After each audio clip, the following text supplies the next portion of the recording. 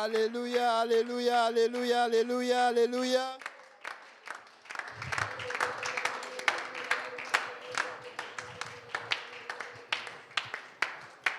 Amen, amen. Bon, vous pouvez vous asseoir, amen. Gloire soit rendue au Seigneur.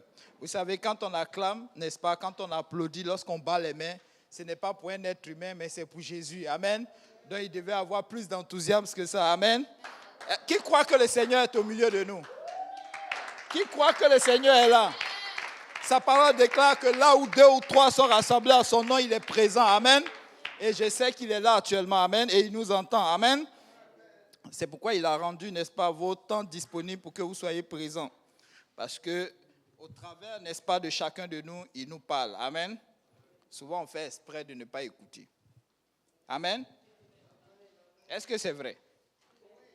Souvent, on fait exprès de ne pas écouter ou bien de ne pas entendre pour que plus tard, on puisse lui dire, Seigneur, je n'ai pas entendu. Amen. Mais pourtant, il a bien dit. Alléluia.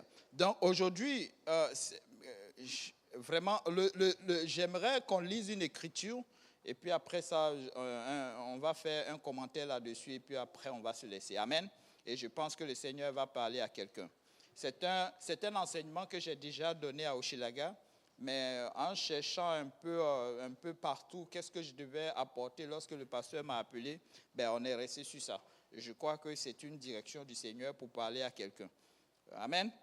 Donc, on va aller dans Ésaïe chapitre 29, verset 13. Ésaïe 29, verset 13.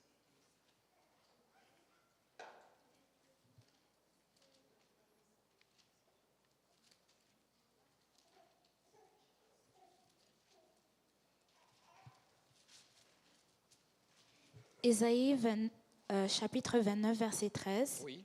Le Seigneur dit, quand ce peuple s'approche de moi, il m'honore de la bouche et des lèvres, mais son cœur est éloigné de moi, et la crainte qu'il a de moi n'est qu'un précepte de tradition humaine. Amen. Qui peut dire Amen? Amen. Pasteur Yannick, si tu veux prier.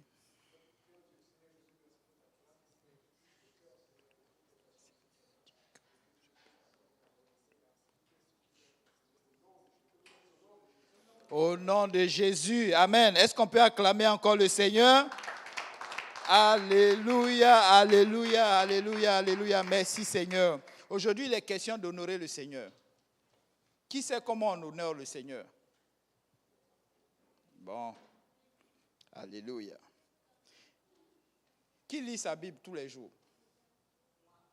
Bon, il y a quelques doigts. Merci maman. Donc, je comprends pourquoi honorer le Seigneur, c'est compliqué. Amen. Pourquoi personne ne peut bien répondre. Amen. Même si tu lis la Bible, pour honorer le Seigneur, c'est compliqué quand même. Amen. Mais on va essayer de s'approcher. Amen. Et puis, chacun va faire un peu, n'est-ce pas, un plan. Amen. Dans sa tête de ce que, n'est-ce pas, comment honorer le Seigneur. On va partir d'un être humain. Amen. Un être humain.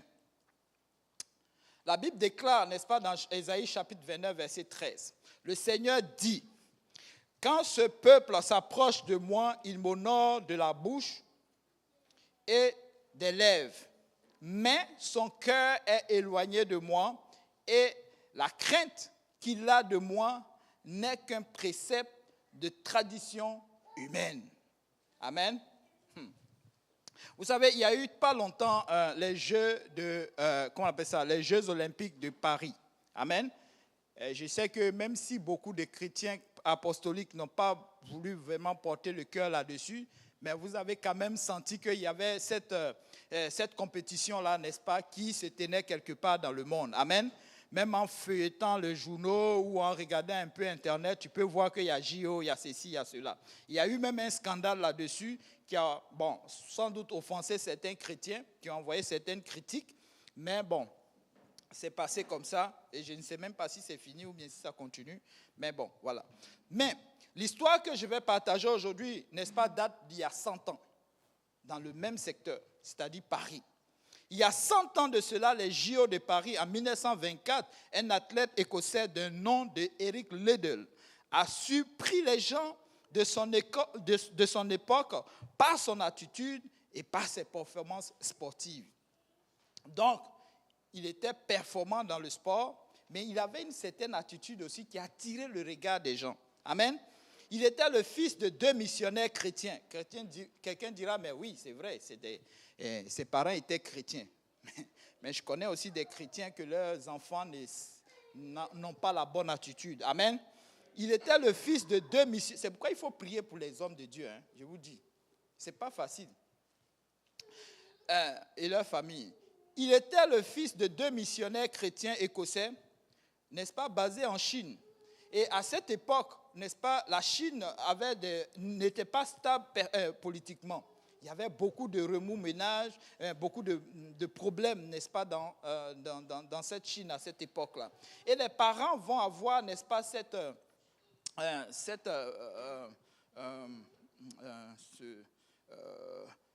quelque chose va les pousser, n'est-ce pas, à envoyer, n'est-ce pas, leurs enfants à Londres, dans un collège, qui vont continuer les écoles, qui vont continuer leur cursus scolaire. Et c'est tout à fait normal. Un parent qui, n'est-ce pas, voit la situation autour d'eux, n'est-ce pas, se dégrader, il va chercher à bien orienter ses enfants, n'est-ce pas, pour qu'ils puissent suivre, n'est-ce pas, un cursus scolaire stable et efficace. Amen. Amen. Amen. Donc, arrivé dans ce collège, les professeurs vont remarquer quelque chose dans cet enfant. Ils étaient 2, mais lui, il avait une attitude vraiment exemplaire. Amen. Il était même plus que exemplaire. Son professeur disait qu'il était sans vanité. Un professeur qui te regarde et puis te dit que tu es sans vanité. Il n'est pas chrétien peut-être, mais il dit que cet élève est sans vanité.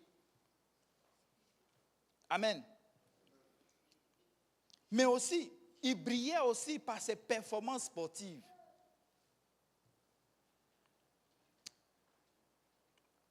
Et de la façon dont les gens ont commencé à l'aduler, il ne se prenait pas la tête.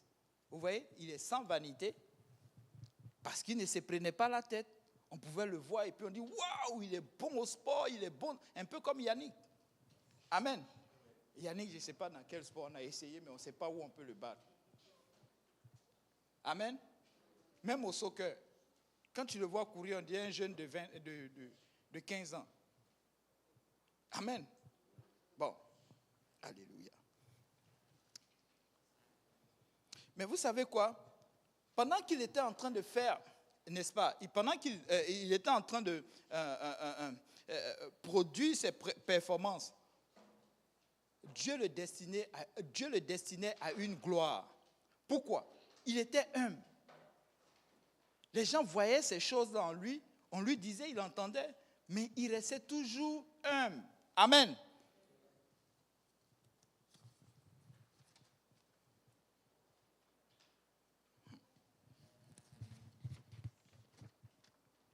Et, n'est-ce pas? Pourquoi? Parce que quand il avait du temps, par exemple, un temps à perdre, comme on peut le dire, il n'avait rien à faire, étudier et tout ceci. Vous savez, c'était quoi son passe-temps? Il allait partager l'évangile. Il allait partager la parole de Dieu. Ce n'était pas un enfant comme on pourrait le voir. C'est peut-être physiquement, il ressemblait à nous tous. Mais lui, il avait des attitudes vraiment différentes. Là où les gens, quand ils se reposaient, ils partaient au bar ou avec des amis, dans les clubs ou bien dans des salles de jeu. Mais lui, dès qu'il avait une occasion, c'était de partager la parole de Dieu. Tu viens le voir, bonjour Eric, mais tu as été performant. Ah oui, c'est bon. As-tu entendu parler, n'est-ce pas, de Jésus-Christ? As-tu lu dans la Bible qu'il y avait ceci? Qu'est-ce que tu fais le dimanche? Qu'est-ce que tu fais tel jour? C'était ça son langage. J'essaie d'imaginer un peu. Et ça l'a poursuivi jusqu'à l'université. Vous savez, à l'université, c'est là où on recrute, n'est-ce pas, les gens qui vont vraiment, représenter le pays. Amen. Que ce soit dans n'importe quelle discipline, même dans les sports. Et là-bas, il va tellement performer que ça va attirer même les regards des journalistes. C'est-à-dire qu'il performait dedans. Il cherchait toujours à être performant dans tout ce qu'il entreprenait. Amen. De telle sorte qu'il attirait le regard, n'est-ce pas, des journalistes et certaines personnes, n'est-ce pas? Et on l'appelait quoi? Le Flying Scotsman. The Flying Scotsman. Ça veut dire l'Écossais volant.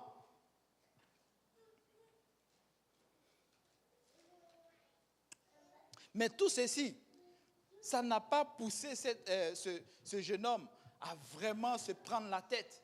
Peut-être c'est là il va s'asseoir pour dire, waouh, je suis bon, je suis ceci, je suis cela, j'ai de la renommée. Est-ce que ça vous dit, imaginons-nous un peu, tu sors et tu regardes dans le journal, c'est ta photo qui est là. Et on parle de toi. On parle de ce que tu as fait hier à l'université ou dans ton école ou ceci, dans tous les journaux. Waouh! Tu ouvres bon, à l'époque, l'Internet n'était pas, mais si on pensait que l'Internet était là, vous allez le voir un peu partout. Des publicités, c'est de lui. Waouh! De ce qu'il a fait. Moi, je ne sais pas, hein? Peut-être c'est lui. Mais moi, vrai, là, j'allais commencer à lever un peu les épaules. Ah, mais oui, hein? On parle de moi. Mais oui, je ne suis pas n'importe qui. Hein? Mais regardez, parfois même le pasteur tape un peu sur ton épaule, là, tu veux te rouler par terre, ici. En nous, ici. C'est pas vrai? Mais oui, et là, ta photo est partout. Mince. Hein? Je suis à la une. On me connaît jusqu'en Afrique. Imaginez-vous, les parents vont dire, mais on l'a envoyé au Canada, mais il n'est pas resté caché quelque part. Hein?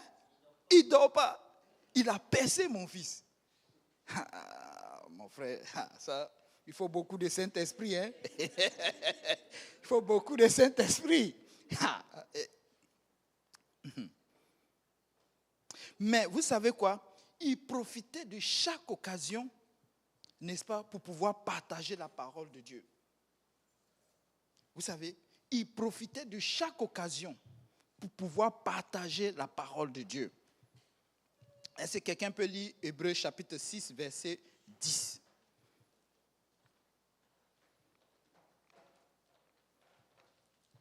Et plus le temps passait, les choses s'organisaient pour lui, les choses se préparaient pour qu'il puisse parler à un grand nombre de personnes. Amen. Quand vous voyez, par exemple, des gens qui parlent à beaucoup de personnes, ça ne tombe pas du ciel.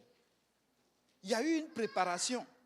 Il y a eu quelque chose qui s'est passé avant qu'il n'en arrive, n'est-ce pas, devant ce public-là. C'est pourquoi quand vous voyez les pasteurs ou des hommes de Dieu en train de faire certaines choses, tu te dis, mais waouh, ont-ils acheté le genre? Ont-ils fait ceci? Non, c'est parce qu'il y a eu une préparation auparavant. Tantôt, je disais quoi? Le Seigneur est là. Vous savez, Dieu, ce n'est pas un jouet. Dieu est vivant. Amen. Donc, quand tu fais quelque chose, il le sait. Même quand tu penses, les motivations, les choses qui te poussent à entreprendre ou à prendre telle décision ou à faire quoi que ce soit, il est là, il le voit, il le sait, toutes choses. Amen. Et il récompense chacun à son temps. Oui, lis-le-moi. Hébreux chapitre 6, verset 10. Car Dieu n'est pas injuste pour oublier votre travail et l'amour que vous avez montré pour son nom, ayant rendu et rendant encore des services aux saints. Amen. Donc, si tu es en train de faire quelque chose dans le secret pour le Seigneur, laisse-moi te dire qu'un jour, Dieu va élever ta tête. Amen. Dieu va le faire, n'est-ce pas, de telle sorte que cette chose puisse, n'est-ce pas, arriver au niveau auquel tu voulais. Amen. Vous savez, le 6 juin, en 1924, lorsque les JO ont commencé, il était, n'est-ce pas, c'était une occasion maintenant donnée pour lui pour s'afficher. Amen. Parce qu'il a été sélectionné par son pays pour le représenter, n'est-ce pas, aux JO de Paris. Et il devait courir dans la discipline des 100 mètres. Ceux qui connaissent l'athlétisme, il y a beaucoup de disciplines dans l'athlétisme, telles que les 100 mètres, les 400 mètres, les 1000 mètres, le saut à longueur, plein de disciplines. Mais lui, il était performant. Sa discipline préférée, sa discipline dans laquelle vraiment les gens il a vraiment marqué les gens, ce sont les 100 mètres. Vous savez, les 100 mètres, c'est là où on met tous les coureurs au même niveau et puis on vous dit de courir sur une certaine distance. C'est 100 mètres et là, tu dois performer. Amen. Là, tu dois performer. Tu dois donner toute ton énergie. Et lui, il était bon. De tout le pays, partout en Europe, c'était le meilleur. Mais vous savez quoi? Il y a eu un problème à cette époque-là. Mais le problème était que ce jour-là, la discipline allait se dérouler le dimanche. Vous savez, le diable, il est fort. Il est malin. Mais il n'est pas tout puissant. Il n'est pas tout puissant. Et c'était un dimanche. Qu'est-ce qu'il allait faire? Allait-il laisser le dimanche pour aller courir? Mais il représente son pays. On parle de lui partout. Lui, il a regardé. Il a regardé son Seigneur. Il n'a même pas beaucoup cherché. Il dit, lui, il s'est désinscrit de cette compétition-là. Vous savez quoi? Ça touchait les gens. Un dimanche, pour lui, c'est un sacrilège que d'aller faire autre chose que d'adorer le Seigneur. C'est un sacrilège. Il a préféré déposer, n'est-ce pas, annuler cette compétition et aller, n'est-ce pas, à l'église. Vous savez, si à cette époque, il y avait Facebook, je pense qu'il serait déjà mort, fini. Les gens ont commencé à écrire dans les journaux, partout. On dit, mais tu exagères.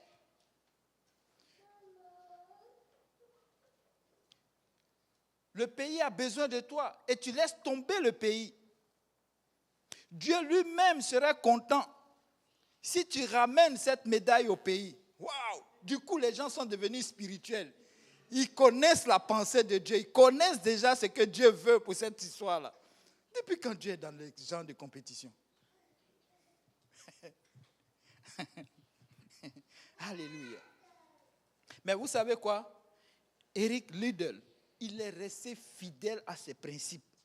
Il n'a pas changé d'un pouce. Amen. Il s'est plutôt inscrit dans une autre compétition où il n'était même pas vu. Il n'était même pas, qu'on appelle ça, il n'était pas le favori. C'était les 400 mètres.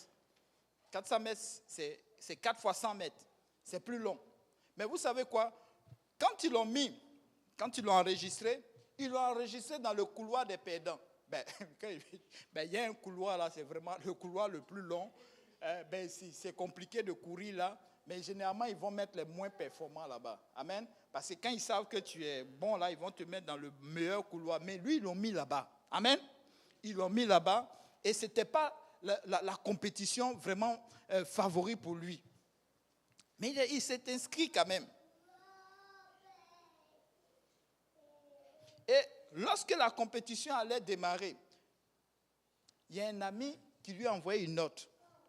Dans cette note, c'était écrit qu'il rappelait un passage de l'Ancien Testament qui dit « Celui qui m'honore, je vais l'honorer ».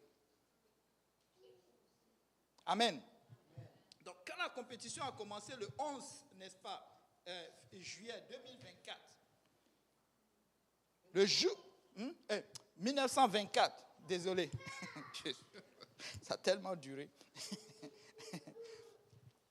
Donc, il était dans le couloir défavorable. Mais vous savez quoi? J'ai aimé une phrase de mon pasteur, un jour à l'étude biblique qui disait, avec Dieu, tu peux tout. Avec Dieu, tu peux tout.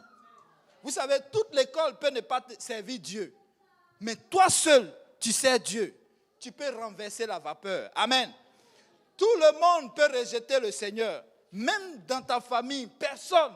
Tout le monde te déteste à cause de Jésus. Mais laisse-moi te dire, si tu t'accroches avec Jésus, alléluia, tu vas changer l'atmosphère. Alléluia. Tu vas renverser la vapeur. Alléluia. Tu vas renverser. Alléluia. Mais le problème, nous les chrétiens, dès qu'on a commencé, l'impatience va nous tuer. Dès qu'on a commencé, l'impatience va nous tuer. Souvent, persévère. À la fin de la course, les journalistes, comme ils s'attendaient, les journalistes ont couru vers lui. Wow! Ils voulaient qu'il donne son impression. Et c'est comme ça. Vous savez, c'était une belle opportunité pour lui maintenant de se donner une gloire. Ah ben oui, tu sais, hein, on a travaillé fort. Les gens pensaient que j'étais fini, mais là, je suis là. Mais je travaille fort, je fais ceci. Mais lui, vous savez, sa première déclaration, c'était quoi? C'était que les 200 premiers mètres, j'ai couru de toutes mes forces. Mais les 200 derniers mètres, c'est Dieu qui l'a fait. Vous savez quoi? Il a remporté cette course-là. Même avec quoi? Avec mention. Et vous savez, lorsqu'il a gagné la course, son record est resté record du monde jusqu'en 1988, je pense. Personne n'a pu battre ce record-là. Vous voyez comment Dieu honore les gens. Il dit dimanche, ce n'était pas pour lui, c'était pour Jésus. Ce n'était pas pour le monde. Lui ne voulait rien faire pour le monde. Il y avait un jour consacré spécialement pour le Seigneur. Vous savez, lorsque tu déclares devant la foule, devant le monde entier, les journalistes qui vont écrire de toi, vous savez, le journal est parvenu jusqu'à nous aujourd'hui. Aujourd'hui, on peut lire que ce monsieur a fait quelque chose. Et il témoigne que c'est Jésus qui l'a fait. Vous voyez comment Dieu fait les choses. Il a honoré le Seigneur. Mais aujourd'hui, on parle de lui. Aujourd'hui, les journaux parlent de lui. Si tu veux qu'on parle de toi, honore le Seigneur. Si tu veux que plus tard, demain, après-demain, que ta même... Vous savez, les gens du monde s'en foutent. Vous savez ce qu'ils font? Ils font des statues.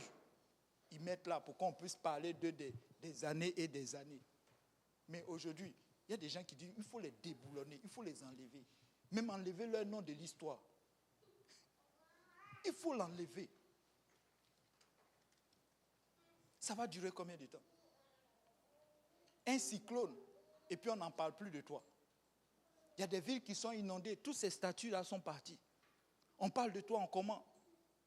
En bien ou en mal? Pourquoi veux-tu laisser ton nom? Mais vous savez quoi? Dieu sait faire de telle sorte que ton nom reste, n'est-ce pas, dans la mémoire des gens, mais du bon côté. Amen? Alléluia. Donc, ce monsieur a couru. Vous savez quoi? Il a performé encore dans d'autres disciplines. Et vous savez quoi? Il a fait tellement de records qu'il y a eu même des livres sur lui. Vous savez, ça m'a vraiment touché. Quand je lisais ceci, j'ai dit, mais pourquoi ces Jeux olympiques? C'était le moment, n'est-ce pas, de montrer, Paris devait montrer ces genres de choses. Montrer qu'il y a eu quelque chose comme ça qui s'est passé. Mais vous savez quoi? Ils ont choisi, n'est-ce pas, de se représenter dans ces Jeux olympiques avec des choses que tout le monde a commencé à vraiment ne plus regarder, à même les rejeter. Amen. Mais c'est quand même dur. Il y a eu quand même quelque chose qui s'est passé de bien dans votre pays. C'était le moment de rappeler qu'il y a 100 ans de cela, il y a eu quelque chose de ce genre qui s'est passé. Mais comme c'est chrétien, bon non, il ne faut pas en parler. Il faut plutôt choisir quelque chose d'autre. Alléluia. Des gens qui n'ont même pas rien fait pour Paris. Aujourd'hui, c'est eux qu'on doit exalter. Amen. Alléluia. Et ça, ce n'est pas bon. En tant que chrétiens, n'est-ce pas, nous ne devons pas avoir honte de proclamer le Seigneur. Amen. Dans toutes choses dans lesquelles nous sommes, n'est-ce pas, invités à nous présenter, nous ne devons pas avoir honte de le proclamer. Que ce soit dans notre travail, que ce soit à l'école, que ce soit dans les bus, dans les autobus. Vous savez quoi? Au moment opportun, Dieu va nous interpeller sur ça. C'est pourquoi la Bible nous dit quoi? Que instruise ton enfant selon les voies de l'Éternel ou bien selon ce qu'il doit suivre. Et quand il va grandir, quand il deviendra vieux, il ne va pas s'en détourner. Vous savez, ces deux Écossais, étant de l'autre côté, ils étaient fiers d'eux.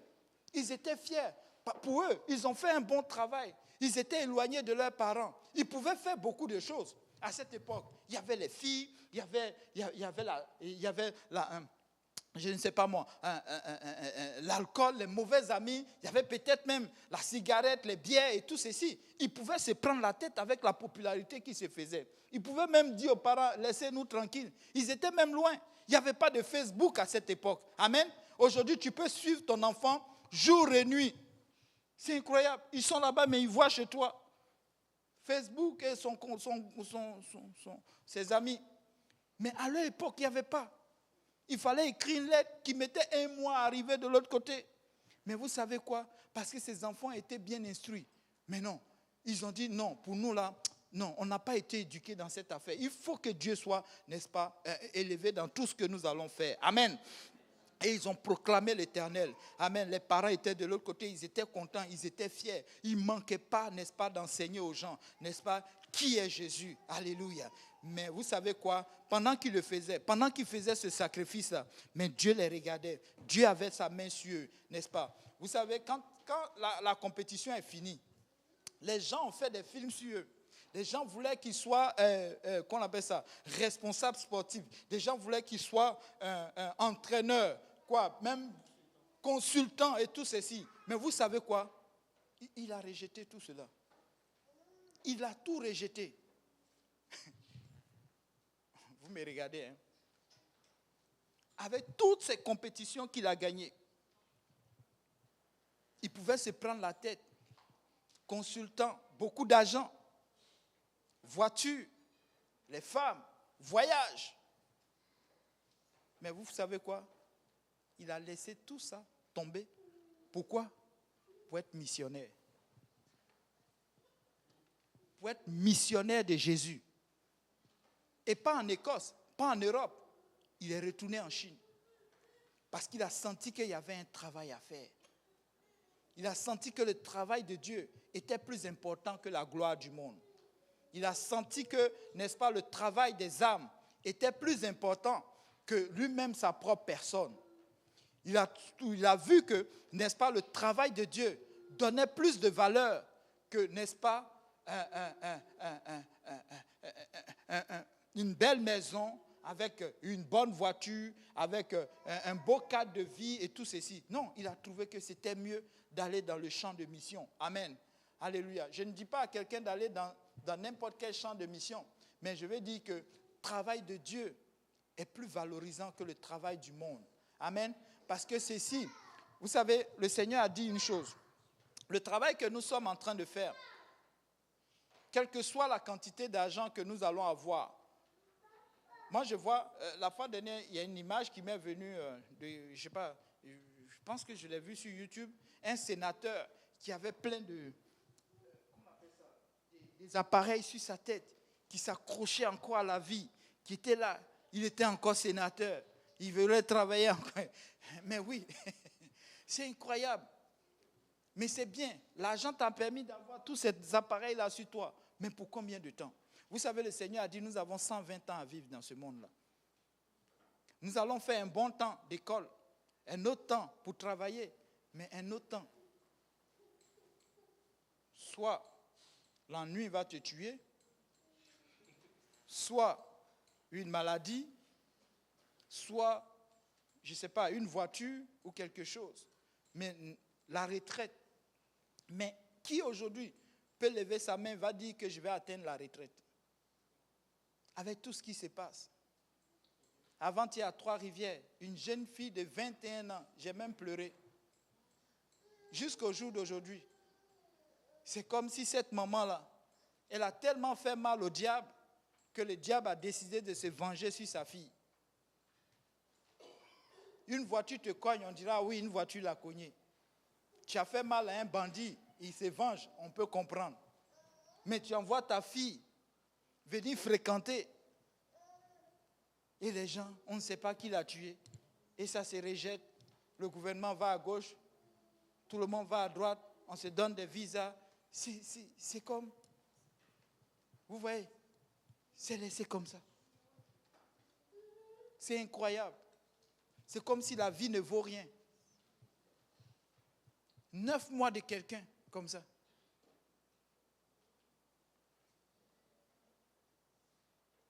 C'est pourquoi le Seigneur nous offre le Saint-Esprit. Vous savez, le Saint-Esprit, c'est quoi? C'est l'Esprit du Seigneur qui va nous accompagner jusqu'au ciel. Le Seigneur dit, si tu n'as pas le Saint-Esprit, tu ne lui appartiens pas. Et c'est clair. C'est pourquoi tu dois avoir le Saint-Esprit aujourd'hui. Quand on parle du Saint-Esprit, le Saint-Esprit, ce n'est pas un mauvais médicament. Les plans du Seigneur, ce n'est pas quelque chose qui est venu pour nous embêter, pour faire de telle sorte que nous soyons des perdants, des nullards, des bandits, de quoi que ce soit. Il ne veut pas nous rejeter. C'est pourquoi il nous donne son Esprit Saint. Vous savez, le Saint-Esprit, c'est vraiment comment on appelle ça? C'est vraiment le miracle suprême. Parce que c'est Dieu qui vient habiter en toi. C'est Dieu qui vient, n'est-ce pas, t'apprendre, n'est-ce pas, les plans qu'il veut, n'est-ce pas, que tu suives, afin que tu sois à lui. Amen. Parce que n'oublions pas, après ici, il y a la mort. Après la mort, c'est quoi?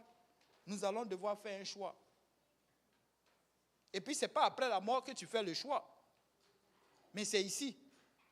Parce que quand tu meurs, c'est fini. Amen. Quand tu meurs, c'est fini. Mais il a fait le bon choix. Il a dit, je vais servir le Seigneur. Il faut que quand la mort arrive, il me trouve en train de servir le Seigneur. Parce que tu ne sais pas à quel moment, même si tu es devenu chrétien, à quel moment tu vas changer. Amen. À quel moment tu vas changer. La mort peut te trouver. La mort peut te trouver. La mort peut nous trouver à n'importe quel moment. Surtout avec ces tensions que nous avons aujourd'hui. Oui, les tensions politiques. Les guerres un peu par-ci. Souvent, on croit qu'au Canada, ici, on est très loin. Attendez.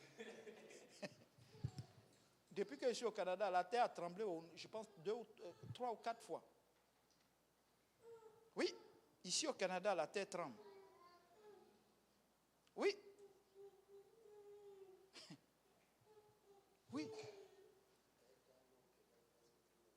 Presque tous les mois. Et ça, ne prenez pas ça comme... Oh, qu'on ne nous mente pas, qu'on ne dise pas, oh non, c'est le réchauffement climatique, les histoires, donc voilà, les sismologues sont en train de réfléchir, comment essayer de... Ils n'ont jamais réfléchi pour trouver une solution.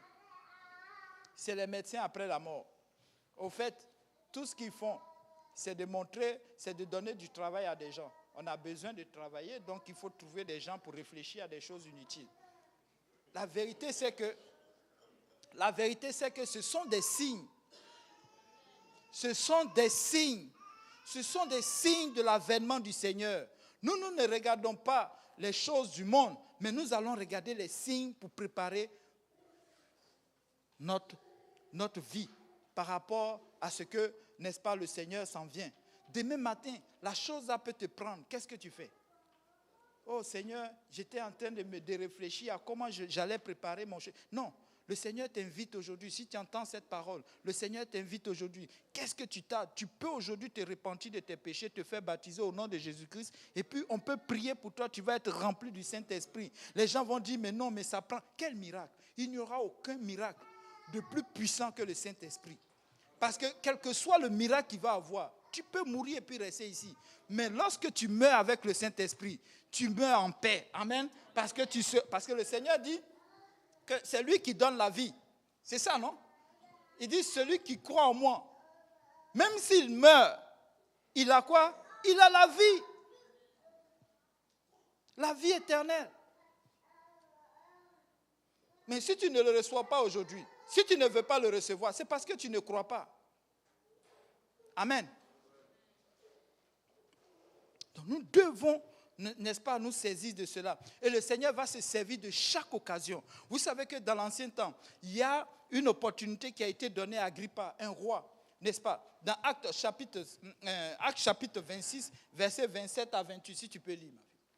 Une opportunité était donnée, n'est-ce pas, à ce roi-là, à cause, n'est-ce pas, de Paul. Paul qui a servi, n'est-ce pas, d'outil au Seigneur pour, n'est-ce pas, aller prêcher à ce roi. Vous savez, le Seigneur va nous utiliser dans toutes choses. Ne voyons pas comme, oh non, nous sommes...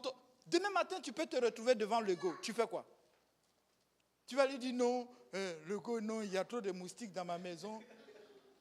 Non. Tu peux te retrouver devant Trudeau. Qu'est-ce que tu vas lui dire? Devant un conseiller. Devant De Souza. Qu'est-ce que tu vas lui dire? Oui. Actes chapitre 26, versets 27 à 28.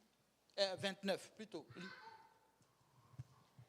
Actes chapitre 26, versets 27 à 29. Crois-tu au prophète roi Agrippa? Je sais que tu y crois. Et Agrippa dit à Paul, tu vas bientôt me persuader de devenir chrétien. Paul répondit, que ce soit bientôt ou que ce soit tard, plaise à Dieu que non seulement toi, mais encore tous ceux qui m'écoutent aujourd'hui, vous deveniez tels que je suis, à l'exception de ces liens. Amen.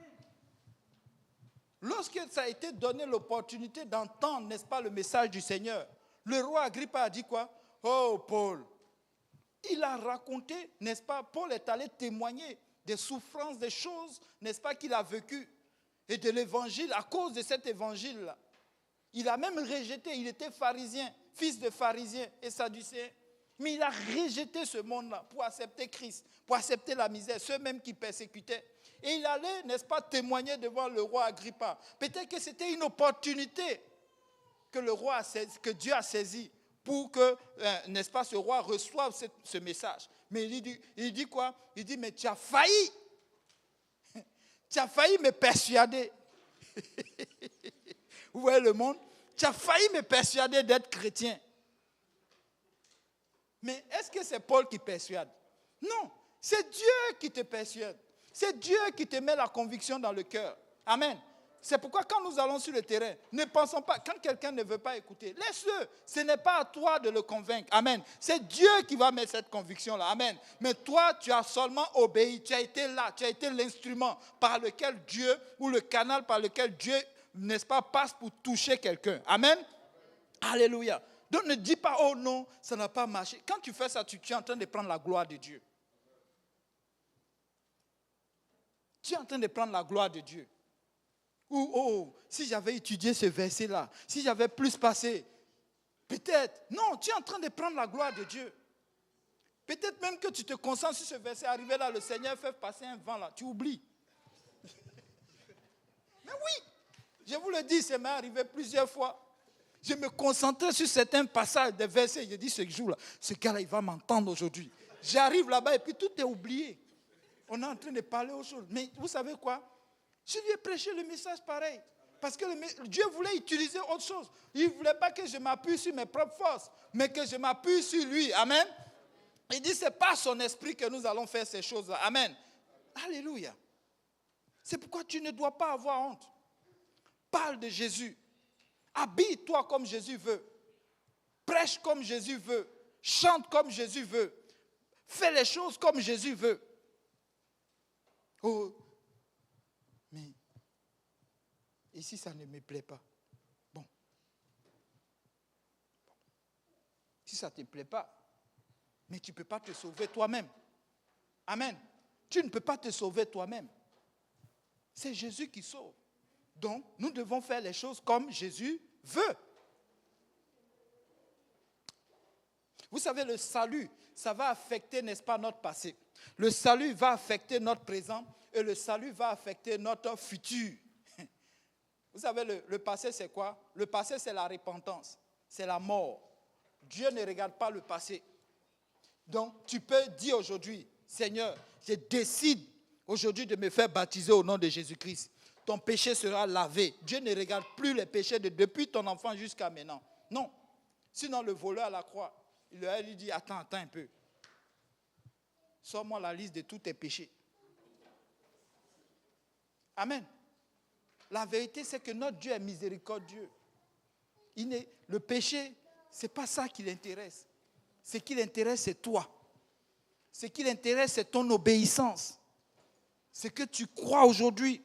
Qu'est-ce que tu veux faire pour sortir de ta situation? C'est ça qu'il a besoin.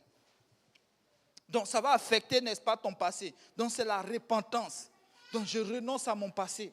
Je renonce. Je marche maintenant en nouveauté de vie. Je mentais, je volais, je forniquais. Tous mes plans étaient pour courir les filles ou bien faire des plans pour que les garçons me regardent. Faire ceci. Mais maintenant, je change de plan.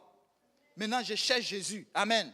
Maintenant, je ne mens plus. Je fais l'effort, n'est-ce pas, de travailler sur mon salut, de ne plus voler, de ne plus regarder les gens d'une façon, de ne plus faire des jugements d'une façon, de ne plus être dans les commérages. Alléluia. Amen. Et là, dans cette recherche, alléluia, et le Seigneur vient à toi. Amen. Il va venir te donner du secours. Et quand il envoie du secours, ne néglige pas le secours. Souvent, on va minimiser le secours. Oh, regardez. Non, c'est le frère Simple. Sa veste bizarre là. Ça, c'est pas un homme de Dieu. Vous voyez? Souvent, c'est comme ça qu'on regarde.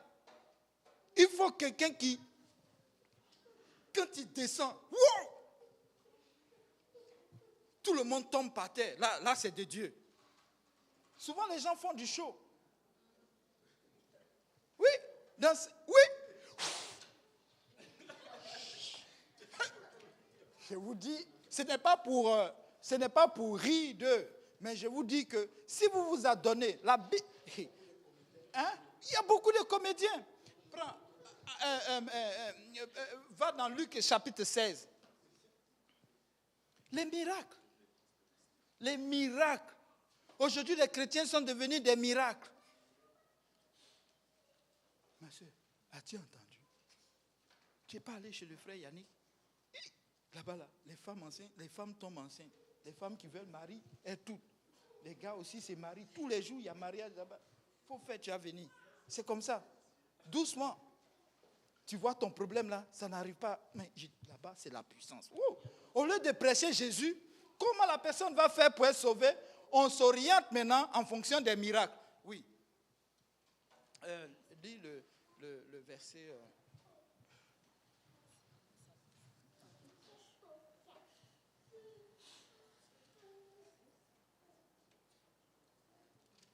Luc chapitre 16.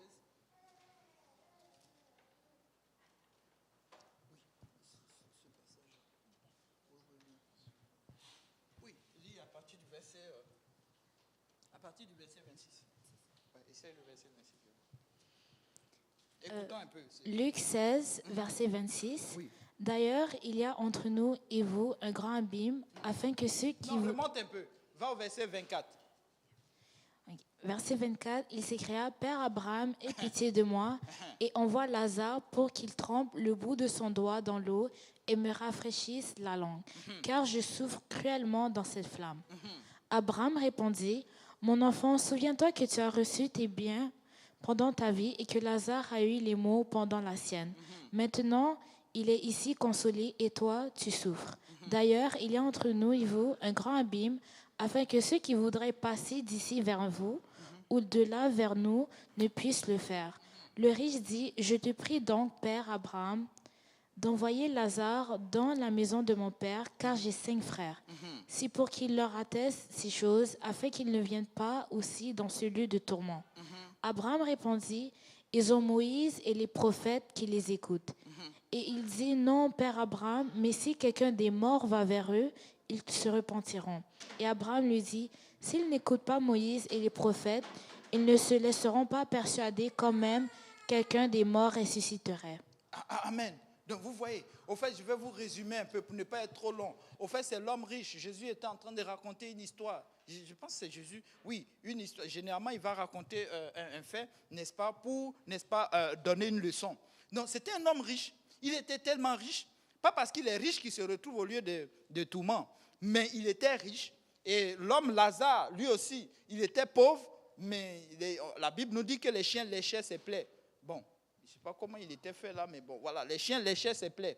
Mais ils sont morts. Vous savez, l'une des choses, c'est ça. On a un tronc commun, c'est la mort.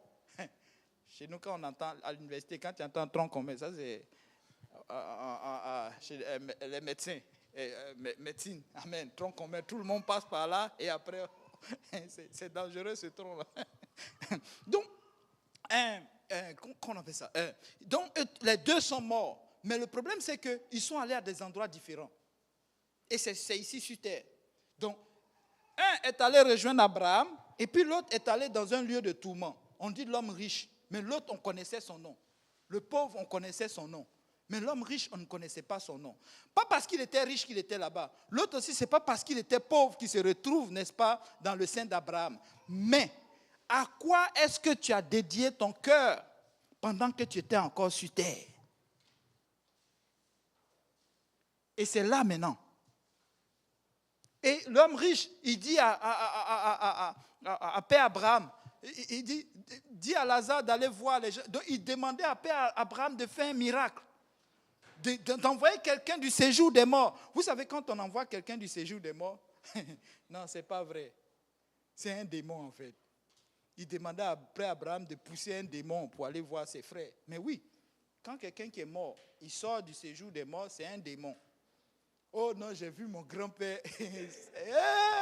Mon frère, viens te repentir. Viens. on va prier pour toi. Oh, j'ai vu ma mère qui est décédée, mon oncle. C'est le démon. C'est le démon. Il prend l'aspect de quelqu'un avec qui tu as une certaine faiblesse et il arrive. Les histoires, les femmes de nuit, tout ça. Hommes de nuit, c'est ça. C'est un démon. Et il arrive juste pour que tu baisses ta garde. Et puis il s'installe. Donc, Père Abraham dit non. Mais ils ont qui? Ils ont Moïse. Et puis ils ont qui? Ils ont les prophètes. Mais Père Abraham était en train de parler de quoi? Mais ils ont le livre de la loi.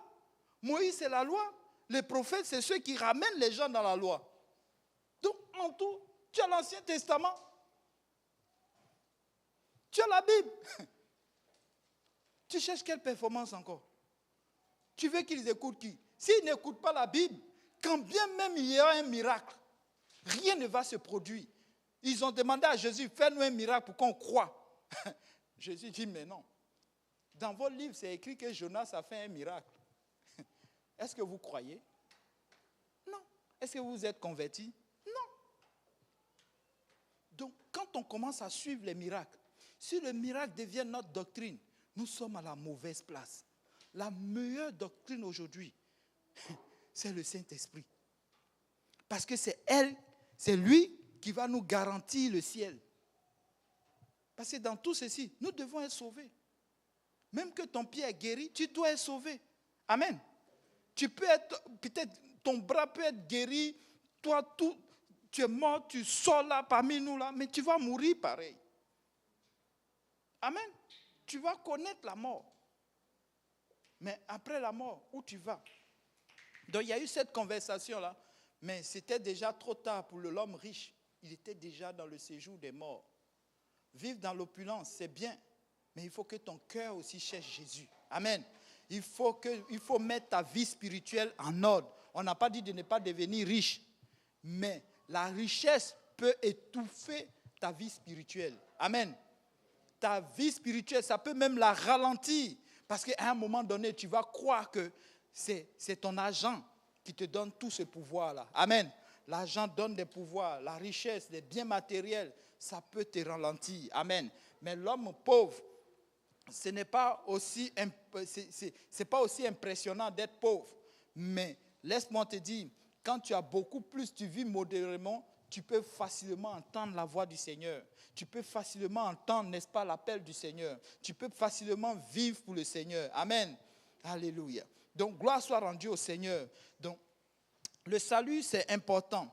Donc, le baptême d'eau, c'est aussi important. Celui qui croit et se fait baptiser au nom de Jésus sera sauvé. C'est ce que il croit, il se fait baptiser, sera sauvé. Amen. Donc, le baptême d'eau prend soin de maintenant.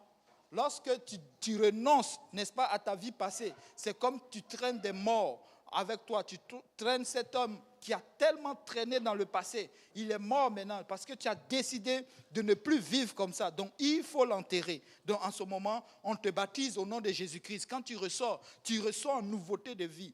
Mais est-ce que tu vas cesser de pécher? Non, tu ne vas pas cesser de pécher. Mais tu vas faire ton effort, n'est-ce pas, de vivre au-dessus du péché. Amen. Le baptême du Saint-Esprit, en ce moment, il rentre en ligne de compte. La Bible nous dit qu'il va nous enseigner toutes choses. Il va te rendre sensible au Seigneur. Il y a de ces choses que tu vas devoir laisser toi-même. Amen. C'est facile. Par exemple, voler. Tu ne voles plus. Par exemple, mentir, tu vas te forcer de ne plus mentir. Par exemple, je ne sais pas moi, commérer, tu ne vas te forcer de ne plus commérer. Regarder mal les filles, les hommes, tout ça, tu vas te forcer, ça tu peux. Mais il y a une certaine chose que tu ne peux pas. Tu ne peux pas. Parce que quand tu deviens sensible au Seigneur, au fur et à mesure que tu vas avancer, le Seigneur va te dire, enlève ceci, enlève ça, enlève ceci. Ce matin, j'étais en train de lire certaines choses, n'est-ce pas, sur... qu'on appelle ça, Genèse chapitre 3, où on parlait de la honte. Vous savez que nous les humains, nous sommes nés avant la honte. Certaines personnes ne croient pas. Nous sommes nés avant la honte.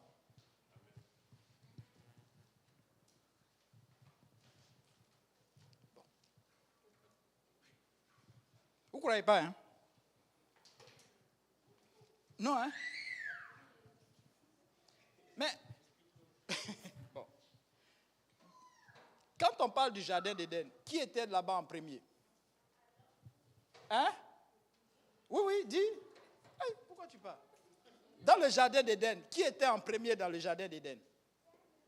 D'abord, commençons par Dieu. Dieu était là. Amen. Ensuite, laissez-moi les arbres là. Les arbres étaient là. Bon. Allons-y, continuons. Qui encore? Hein? Adam et Ève. Amen. Adam et Ève. La Bible nous dit, ils étaient comment? Nus. Les enfants. Ils étaient nus et quoi? Et ils n'avaient pas. Mais à quel moment ils ont honte? Mais à quel moment le péché arrive? C'est le porteur du péché. Donc qui était là avant l'autre?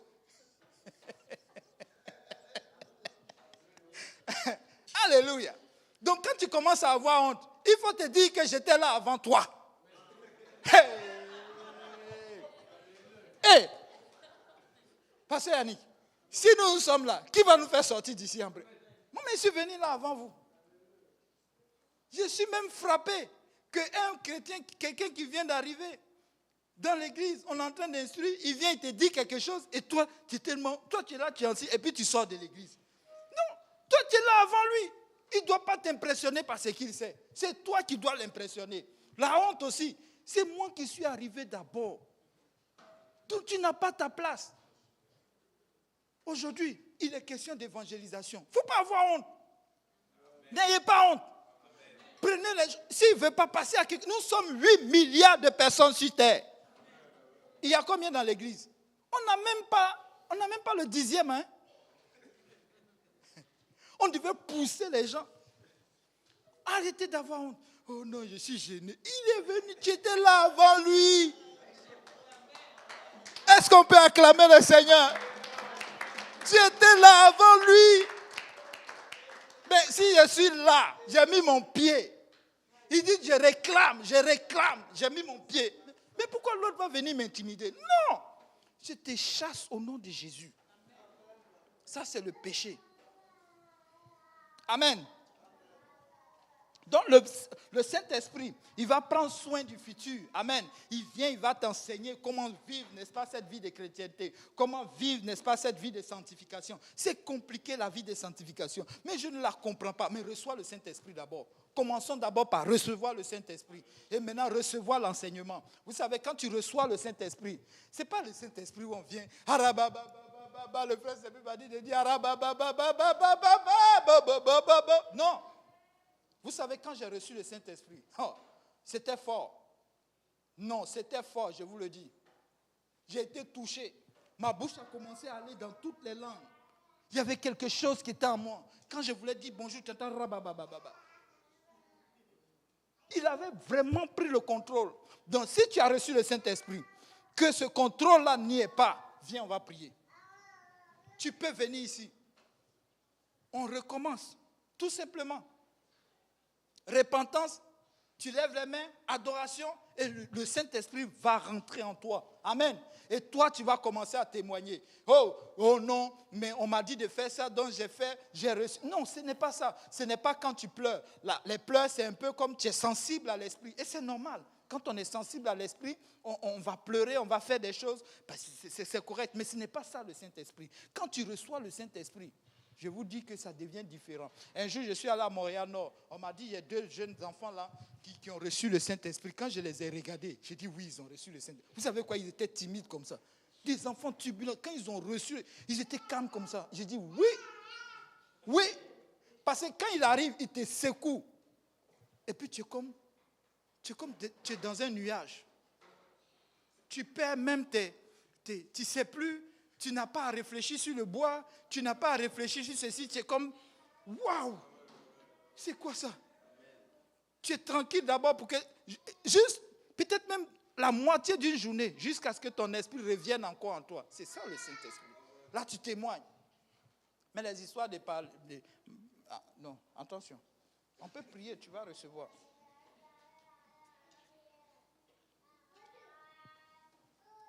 Vous savez, si nous avons le désir sincère de vraiment servir le Seigneur ou de faire les choses de Dieu, Dieu va nous aider. Dieu va nous aider. Je vous le dis que Dieu va nous aider. Il va nous envoyer des gens. Il va même faire de telle sorte que tu puisses, n'est-ce pas, vraiment gagner du temps, n'est-ce pas? Mais à toi aussi, il faut que tu sois sincère. Amen. Tu dois être sincère pour accepter ces choses. Tu dois être sincère aussi, n'est-ce pas? Mais quand tu commences à marcher pour le Seigneur, tu ne dois plus tricher. Pourquoi beaucoup de personnes disent que ça ne marche pas à un moment donné? C'est parce qu'il y a beaucoup de tricherie dedans. La vérité, c'est ça. Quand on parle de tricherie, c'est quoi? Mais tu dois vraiment cultiver le Saint-Esprit. Tu dois vraiment cultiver la parole. Tu dois lire la parole. Tu dois l'étudier. Amen. Il faut l'étudier. Il faut prier. Paul dit que je parle la langue plus que tout le monde. Mais quand tu penses que les yeux du pasteur ou les yeux de tel ne sont pas là, c'est en ce moment que tu es challengé. Mais il ne faut pas tricher. Et tu vas voir, ce jeune homme, il ne trichait pas. Il ne trichait pas. Sinon, Dieu n'allait pas l'utiliser. Dieu n'allait même pas l'utiliser et il n'allait même pas pouvoir témoigner. Vous savez que parfois là, quand Dieu te met à un niveau, lorsque tu arrives à un niveau, tu te mets dans le cœur, oh Seigneur, je vais témoigner de toi. Oui, prends ma vie, prends-moi, prends mon tout. Oui, Seigneur, oui. Mais arrivé à un moment, tu as comme un esprit d'endormissement. Tu es devant la personne, tu oublies même de témoigner. Vous savez c'est quoi? C'est parce que tu n'es pas au quotidien avec le Saint-Esprit. Si tu pries de façon régulière, tu vas voir que quand tu vas te retrouver devant la parole, il y a une parole pour cette personne-là. Tu ne peux pas manquer de lui dire, regarde, Jésus t'aime. La seule chose qui t'intéresse, c'est toi-même, ou bien un objet, ou bien ceci. C'est un esprit d'endormissement. Parce que tu n'es pas réveillé. Amen. Pas parce que tu es un mauvais chrétien, mais parce que tu es un peu endormi. Donc réveille-toi. Tape ton voisin, réveille-toi. Hey, c'est l'évangélisation. Sortez, prenez des cartes. N'ayez pas honte, surtout les jeunes. Partagez, distribuez. Il n'y a pas que le pasteur, il n'y a pas que tel évangéliste, il n'y a pas que le frère Joël. Non, non, distribuez. Parlez à vos jeunes, viens à l'église. Venez, il y a une bonne nourriture. En plus de ça, on va manger après. Le frère Ludo a préparé quelque chose, paraît-il. Oui, on va manger, distribuer. Il faut que, n'est-ce pas, cette conférence-là, on va parler de l'héritage, n'est-ce pas, apostolique. Oh, que tout le monde doit le savoir. Il faut que tout le monde sache d'où est-ce que nous prenons la révélation du Saint-Esprit. D'où est-ce que nous prenons, n'est-ce pas, comment on appelle ça, le baptême d'eau, le baptême du Saint-Esprit, la repentance. D'où est-ce que ça vient? Qui étaient les premiers chrétiens? D'où est-ce que cette histoire-là, ça sort? Venez, vous voyez, quand l'appel est lancé comme ça, on agrémente, on parle. Et quand les gens vont rentrer chez eux, ils ne vont rien faire. Et puis demain matin, ils vont te voir, vous-même, votre affaire là même. Est-ce que c'est vrai même? Mais pendant qu'on donne des conférences, c'est le moment de venir. C'est le moment de venir entendre. C'est le moment de partager. Vous partagez souvent des vidéos bizarres à vos amis. Vous pouvez les partager aussi. Vous faites ça, comment, la fois on me disait des quoi? Des screenshots ou bien quoi là. Voilà. Et puis vous distribuez. Tu as combien d'amis sur Facebook? Beaucoup. Voilà, maman, tu en as combien? Tu n'as pas Facebook. Bon, okay. Hey, qui est sur Facebook là? Attendez, qui est sur Facebook? Bon, tu as combien d'amis sur Facebook? 18.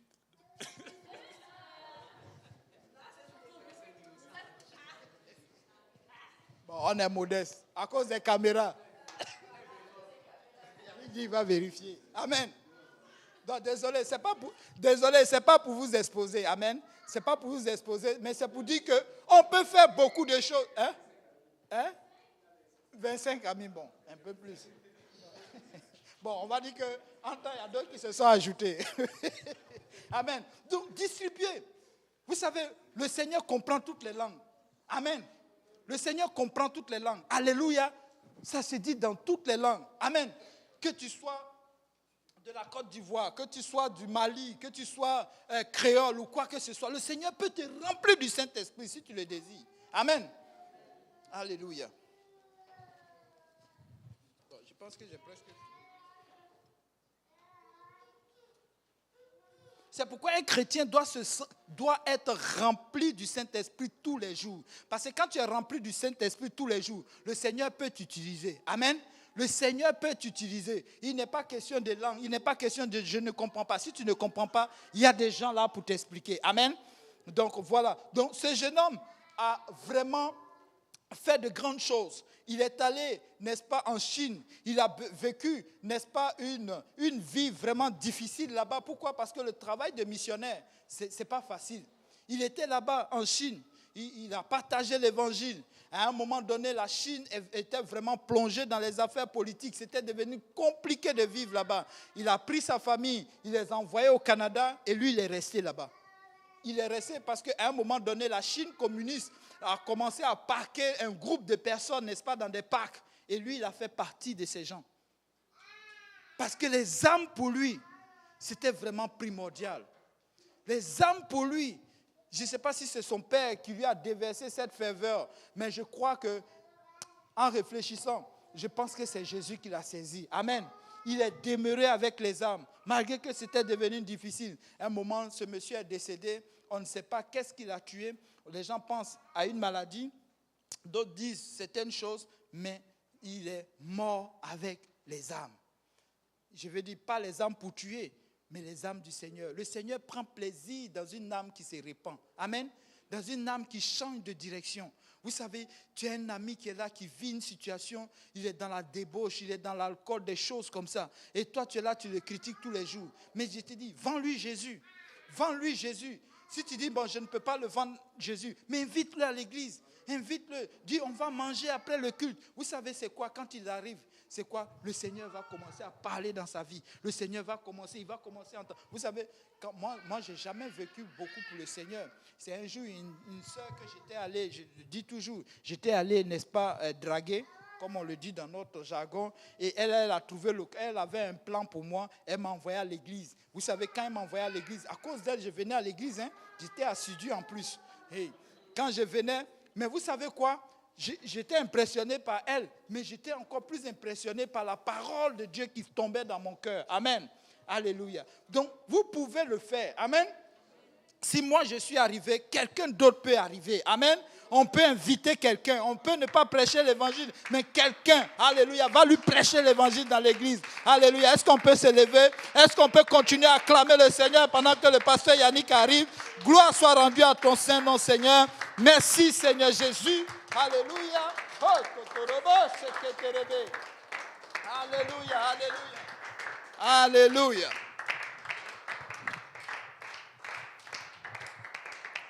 Alléluia. Amen. Donc, vous savez, le frère Simplice, pasteur Zembi, c'est un ancien attaquant. Amen. Mais là, c'est fini. Il est déjà pris. Amen. Là, maintenant, il attaque les âmes. Alléluia. Je me rappelle quand on était dans le monde. Amen. On n'est plus dans le monde. Amen. On avait un nom, on nous appelait les chasseurs. Et puis un jour, j'étais en train d'inviter un ami qui était venu à l'église visiter parce qu'il dit que mais toi là, tu as changé, tu es devenu trop bizarre. C'est le genre d'amis qu'on était tellement proches qu'un jour on a fait un jeu avec des amis de l'église. Je pense que le frère Apo, les gars étaient à la maison, Ludo, pasteur Abou. Et on voulait faire les charades avec les mots, les devinettes, tu mimes là. Mais comme on se connaissait tellement dans le monde, on a gagné parce qu'on a utilisé des mots, des techniques que nous seuls on connaissait. Amen. Donc un jour je lui dis, bon, viens à l'église, c'est qu'on a fait le truc là, on était des chasseurs et tout, il faut qu'on change et tout. Il dit, c'est vrai pas que tu as changé, il faut que je vienne voir ça. Parce que là on me dit, ce qu'on me dit là, c'est pas, il faut que je vienne voir moi-même. Il dit, ouais, c'est vrai. Après, je dis, en fait, oui, je suis même plus chasseur, j'ai changé. C'est vrai, hein, tu ne fais plus ces choses. Oui, oui. Je dis, en fait, non, en fait, je suis encore chasseur, mais je suis devenu chasseur d'âmes. Il dit, dans la très grave. En fait, nous sommes, dis à ton voisin, tu es un chasseur d'âmes. Et puis, le pasteur s'est un peu expliqué quelque chose de très important. Au début, il a parlé des statuts, n'est-ce pas? Ça, c'est très bien ce qu'il a dit. Les gens veulent leur statut parce que, des fois, il y a leur statut. Il y a des gens qui sont vivants qui ont déjà leur statut, sont contents. Il y a des gens, c'est quand ils meurent qu'on donne leur statut. Mais quelle est la raison principale pour laquelle on déboulonne des statuts? C'est parce qu'on a entendu quelque chose qui n'est pas bon. Parfois, on a entendu que le gars a fait un scandale sexuel, la pédophilie, ou il a tué des gens. Des fois, tu vas voir des premiers ministres ou des gens du Canada, on veut déboulonner parce qu'il a été très difficile avec les autochtones. Ça va dans l'histoire du pays, donc fait que pour pouvoir oublier ça, on va enlever. Or, ils ont un problème. C'est que toi qui veux être honoré, cet honneur peut partir parce que tu as fait quelque chose qu'il ne fallait pas. Or, nous, quand tu travailles pour Dieu et que tu veux être honoré, l'honneur ne va pas partir. Parce que Dieu va vraiment t'honorer. Mais est-ce que tu vas travailler? Est-ce que tu vas sacrifier? Et comme d'habitude, on va donner le même message. Pour être honoré dans la maison du Seigneur, ça commence par la nouvelle naissance. Parce que quand tu es né de nouveau, Dieu nettoie d'abord ton passé. Et il commence à prendre soin du futur avec le don du Saint-Esprit. Amen. Donc, s'il y a quelqu'un qui veut être honoré et éventuellement par le Seigneur, commence d'abord par te faire baptiser aujourd'hui au nom de Jésus-Christ. Et on va prier pour toi et tu vas recevoir le don du Saint-Esprit. Amen. Qui va être honoré avec le Seigneur ici, là? Ce qui est bizarre, c'est que on fait comme si on ne veut pas honorer, mais la Bible parle de ça. La Bible parle des noces de l'agneau. Amen. J'aime beaucoup parler de ça parce que la Bible dit que le Seigneur avait une longue robe blanche. On aura des robes blanches. C'est pas seulement la sœur Sina qui est robe. Ça a donné comme ça. Amen. Imaginez le frère Yannick avec sa langue. Seigneur, c'est bizarre l'histoire. On sera bien, mais nous, on va ceindre. Amen. On va voir. Ceux qui discutent là pour les jupes pour les femmes et les trucs pour les... Ah non, je ne vais pas entrer là-dedans, mais on va voir. Je suis sûr que nous, les hommes auront leur robe sainte. On va les ceindre et les femmes, non. Amen. Ça va être beau. Je ne sais pas pour vous, mais moi, je suis en deux pensées. J'essaie déjà. Tu sais, des fois, quand je loue le Seigneur, je prie, c'est Dieu là, il dit, Seigneur, ma robe. Seigneur, ma robe. Je regarde un peu les boutons. Est-ce que ça va être comme les boutons de manchette? Hey, il faut que si tu veux lutter avec le diable dans ce monde-ci, il faut que tu t'encourages. Tu ne t'encourages pas, personne ne va venir t'encourager. Le pasteur va prêcher dimanche, tu rentres lundi, les mêmes problèmes reviennent. C'est toi qui vas te réveiller la nuit, qui va dire problème. Tu vas sortir d'ici au nom de Jésus. Amen. Donc, je veux que quelqu'un mette ça dans sa tête. La prochaine fois que tu as un problème, tu penses à ta robe dans les noces de l'agneau. C'est pas comme le banquet Jépinier. Je ne vais pas manquer le banquet, mais c'est plus que le banquet. C'est plus que le gala. On appelle ça le gala du ciel. Est-ce qu'il y a quelqu'un qui veut faire le gala du ciel? Moi, je veux faire le gala du ciel. Je veux faire le gala du ciel. Et c'est pour ça qu'il va y avoir les applaudissements. Ça va être beau. Vous pensez que tout ce qu'on souffre là, c'est pour aller... Non, on va être honoré. Tout ce que nous, on souffre tout le temps, on nous insulte, on se moque de nous, on dit que vous là, vous êtes trucs, les parlants en langue, les saints trucs, Jésus seulement. Parce qu'il y a quelque chose. Parce que nous, on veut entrer dans ces noces. Et la Bible dit ceci, qu'il a... Je ne sais pas de ça dernièrement. Il a envoyé les gens parce qu'il avait des gens qui étaient invités, ils ne sont pas venus. Les gens qu'on a appelés, ils ne sont pas venus. Après, il a dit, allez partout dans le quartier, appelez n'importe qui. On est parti appeler n'importe qui. Et n'importe qui est venu. Amen. Mais même quand n'importe qui est venu, la Bible dit qu'il est venu dans la salle, et il a vu quelqu'un qui n'était pas habillé. Tu penses que tu vas aller au ciel, tu ne vas pas apporter. Il faut que tu prépares ta robe maintenant. Et la personne qui était rentrée, pourtant elle était rentrée au dernier moment. De la meuf à ça avec un grand témoignage, mais elle a voulu rentrer, rester comme elle est. Avec Dieu, il va te prendre comme tu es, il ne va pas te garder comme tu es. Avec Dieu, tu vas changer. Amen. Il faut que tu naisses de nouveau pour changer. Il faut que tu naisses de nouveau pour changer. Nous allons changer. Et nous sommes en processus de transformation et de changement afin d'être agréables à lui pour qu'il nous transforme une fois pour toutes. Sinon, pourquoi la Bible dit qu'il nous transforme? Si on était déjà bien, comme les gens disent qu'ils sont saints, ils sont bien, nous tendons vers la sainteté. Si on est déjà bien, il n'aurait pas besoin de nous transformer. Il nous transforme parce qu'il sait que donc, vous êtes en train de faire l'effort, mais ce n'est pas assez. Voici comment être dans ma présence. Amen. Donc, on va élever la voix, on va prier. Prions Dieu. Seigneur Jésus, merci pour ta grâce. Merci pour ta bonté, Seigneur. Nous voulons avoir cette image constamment pour nous encourager, pour nous motiver, pour ne pas nous décourager. Nous voulons saisir, Seigneur, toutes ces occasions que tu nous donnes afin d'être honorés avec toi, Seigneur, parce que tu as prévu ces honneurs. Tu en parles dans la Bible, Seigneur. Alors, nous les réclamons, Seigneur Jésus. Mais au-delà de cela, Papa, apprends-nous l'humilité. Au-delà de ça, apprends-nous le combat spirituel. Apprends-nous, Seigneur, à prêcher l'Évangile. Et rien que l'Évangile, le même message que les apôtres ont prêché, de ne pas être distrait par les miracles, de ne pas être distrait par les impressions, de ne pas être distrait, Seigneur Jésus, par les guérisons. Toutes ces choses sont importantes, mais nous voulons d'abord prêcher l'Évangile, Papa. Nous prions que tu bénisses ce peuple, que tu touches tous ceux qui sont disposés, Seigneur, à être honorés avec toi et qui soient prêts à payer le prix. Nous prions que tu nous touches pour ce grand réveil que tu as déjà commencé à envoyer sur Montréal et sur le Québec. Nous prions que tu bénisses le temps de fraternité que nous allons avoir ensemble, que tu bénisses le repas que nous allons partager, que ta main soit avec nous, que tout le monde dise au nom de Jésus, avec conviction, au nom de Jésus. Est-ce qu'on peut battre des mains pour le Seigneur? Alléluia.